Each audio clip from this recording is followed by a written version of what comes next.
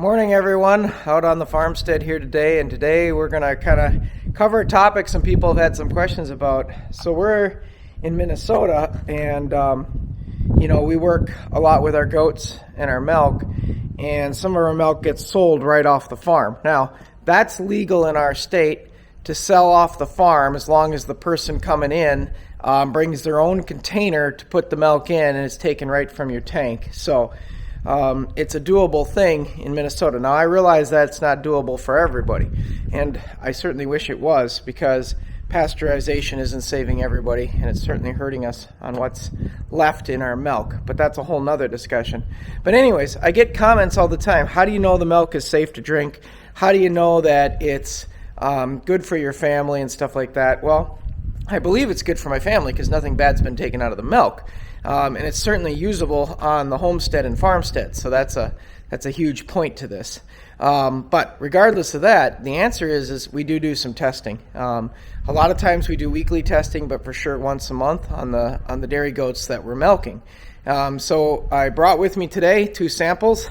We pulled one from Misty, probably pulled just a couple mLs, it isn't much. And we pulled one from Tasha. So I've got 2 milk samples in sterile containers that we purchase. And I'm going to go in the house and I'm going to put those in the milk test and then incubate them and show you how we do it to get our SPC result, our standard plate count. Now, we could take these samples, and we've got a couple milk labs here in Minnesota, and I could take them, put them in their special containers. They have a little bit of a red solution in them to keep them viable for shipping, ship them off, and pay to have milk tests done. And I've done that several times because I get more details than what I do from this test. But this is a quick and easy test to do once a month just to make sure everything is good. And I'll kind of go through that with you here in a second. So we're going to get our butts here in the house with these milk samples that are cold, and I'll walk you through what we do. So the first thing we're going to do is we're going to get our tests. I like the peel plate ones. This is the aerobic culture. They're distributed by Weber Scientific. You got to store them, at room temperature under 77 degrees. They come in a vacuum sealed pouch. Again, they're the aerobic count ones. They make a bunch of different ones of these. They have directions on the back side. They're pretty easy to use. I don't have any issues using them. 3M makes these too. But I really like these Charm ones the best. I find they're the easiest to work with on the farm, and they work really well as long as you have them paired with some type of incubator.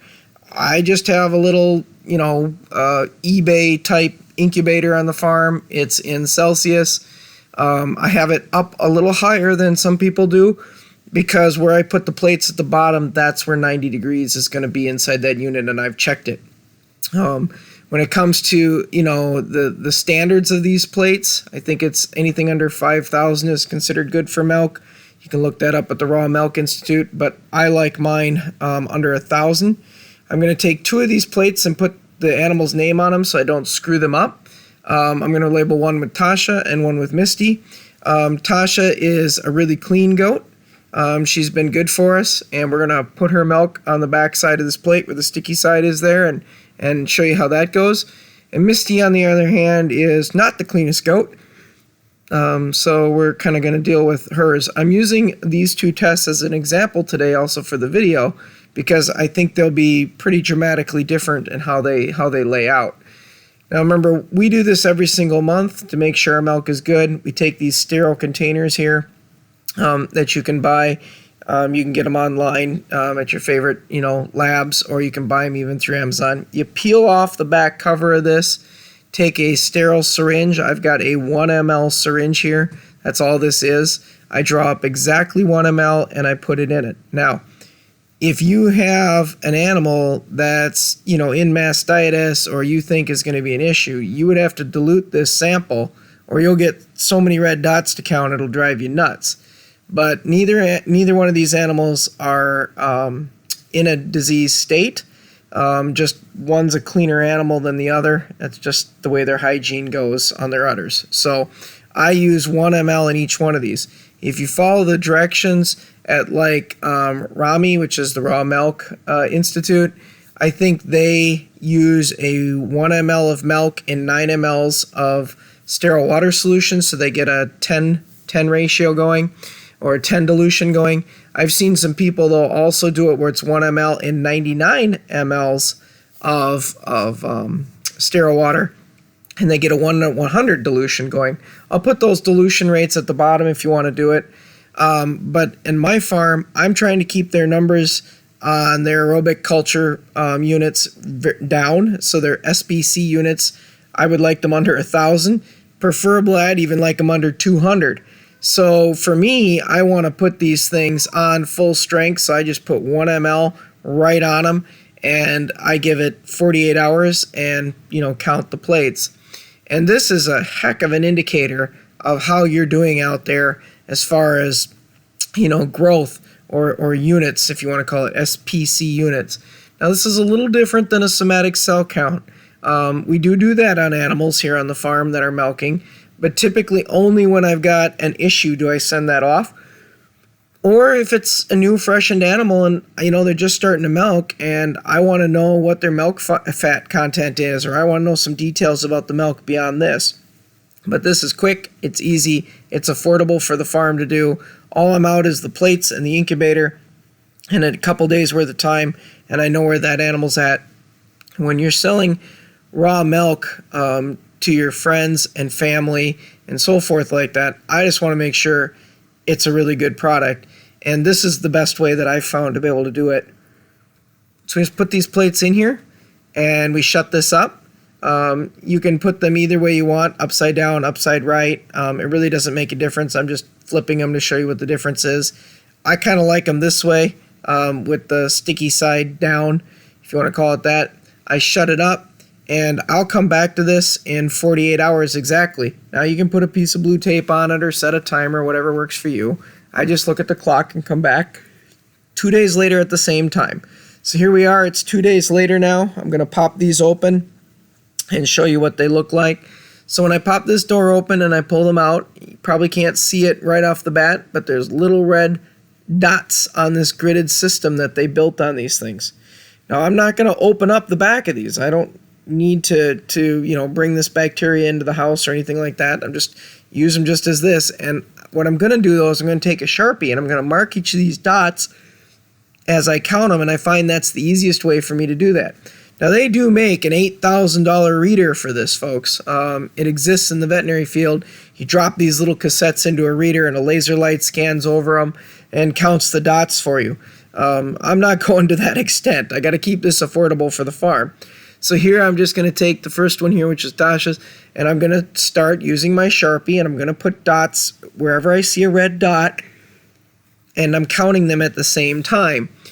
Again, there'd be less of these to count if you use a dilution factor. I'm just doing it this way because it's convenient. It's easy for me. I'm used to my milkers. As you know, on this farm, we're milking goats. I'm quite used to their numbers, and I'm pretty sure I'm confident how these are going to turn out. So I count away, and then I write the number on it. And then I count the next one, and I write the number on it. I record these. And then after a while, I get kind of a history during their, 7 to 9 months of milking time. That history is very important to me because it helps me figure out as a screening tool whether that animal's doing well, whether we're keeping up hygiene well, or whether we've got a failure point and she needs to be pulled off the line, a milk test needs to be sent in, or I need to pull a different charm plate like an E. coli or salmonella combo plate and make sure that there's nothing bad in that milk. But regardless, I find this to be a highly effective way of knowing what's going on in our milk. With goats, sometimes somatic cell counts, work out well, for kind of guiding us. But I don't like the delay with the lab and them getting back to us. I also don't like the fact that as a goat gets older, their somatic cell count rises just naturally, and that'll tend to scare you accidentally. To me, this is the best of both worlds, where I know what the milk is growing in a 48-hour period. I've got it on a grid system. I've got a set amount, and I've tracked the animal over the years. This works absolutely fantastic on the farm. I'm out, probably a buck a test. But you know what? It's worth it when you're selling off the farm. So maybe it's even worth it because I'm drinking this milk myself too. Now, granted, you always could go through and pasteurize milk. That's a discussion for another point. I'm not here to belittle that one way or another, but it's not what we're going to do. So here we go. We got our results. Tasha came in at 50. Misty came in at 181. That's exactly why I used these two goats when doing this test today, so you guys could really see a difference in these plates. Obviously, Tasha's a rock star, very clean goat. That's very healthy milk. Tasha is the one we're going to continue to go with. Misty's still in the line, but we do monitor and watch her. Thanks for watching and subscribing, folks. You can see now how we run the test. I appreciate you liking and following our channel. Now you can probably understand how we make our milk as safe as we can before we sell or drink. Thanks.